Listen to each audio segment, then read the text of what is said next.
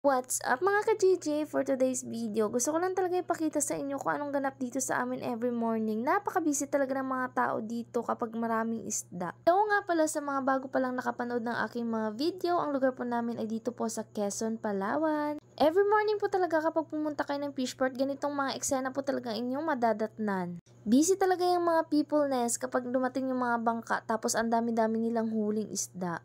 Wala lang, gusto ko lang ipakita sa inyo kung ano yung ginagawa ng mga tao dito araw-araw. At saka alam ko na marami talagang nakakamiss ng mga ganitong eksena. Lalo na yung mga malalayo na dito ngayon sa Quezon, Palawan. Namimiss talaga ito nila yung mga ganitong eksena. At saka yung mga batang bliss, yung mga batang fishport na dito lagi nagtatambay. Kapag marami ka ditong kaibigan at kakilala, naku, magdala ka na lang ng plastic, bibigyan ka nila ng kusa. Hindi mo na kailangan gumastos ng pambili ng ulam. Tapos hindi mo na rin talaga problemahin yung malunggay dahil sa gilid-gilid marami ka talagang mababakling sanga dyan. So ito na nga, balik nga tayo dito sa aming araw-araw na gawain. O diba, nakaka-enjoy talaga silang panoorin kasi nga ganyan, sobrang busy nila tapos makikita mo yung mga isda, sobrang fresh niyan. Kapag pumunta kayo dito sa Quezon, Palawan at gusto nyo pumunta dito sa fishport, itaon nyo po sana na walang bagyo at maraming huli yung mga mangingisda. Dahil may enjoy nyo talaga at masusulit nyo ang pagpunta nyo dito dahil makakabili rin kayo ng mga murang isda. Naku, matutuwa talaga kayo sa mga presyo at mapaparami talaga kayo ng bili. Pero take note lang mga madlang pips ha.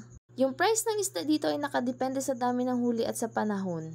Kasi hindi naman talaga everyday na mura yung isda. Kapag marami po talagang huli yan, nagmumura yung isda namin dito. Pero kapag konti lang, mahal din.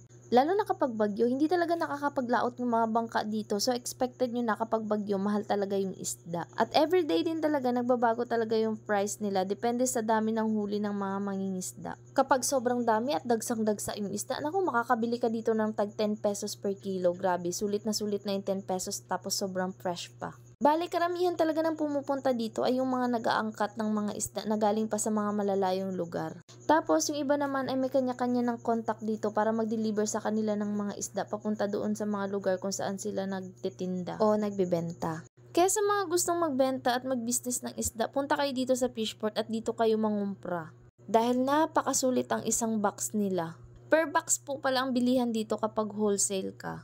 At I'm sure hindi ka na talaga malulugi kapag isang box ang binili mo. Kapag pumunta ka nga dito at gusto mong mangumpra, dapat may sarili kang lalagyan ng isda tapos may sarili ka ring sasakyan. Dahil hindi po talaga nila pinapadala yan yung box nila. Malay ba nila kung kailan mo isa sa uli? So magdala ka na lang ng sarili mong lalagyan. Tapos dapat may sarili ka ding sasakyan kasi tatagain ka talaga sa pamasahe kapag wala kang sasakyan. At sa mga mamimili naman po natin, wag po sana natin yung compare yung price ng isda dito at price ng isda dyan sa inyo. Dahil yung mga nag-aangkat dito ng isda ay namuhunan na rin yan at may kanya-kanya na rin po silang expenses na ginamit. Tsaka syempre diba yung effort nila tsaka yung pagod, kailangan din talaga nila yung mabawi.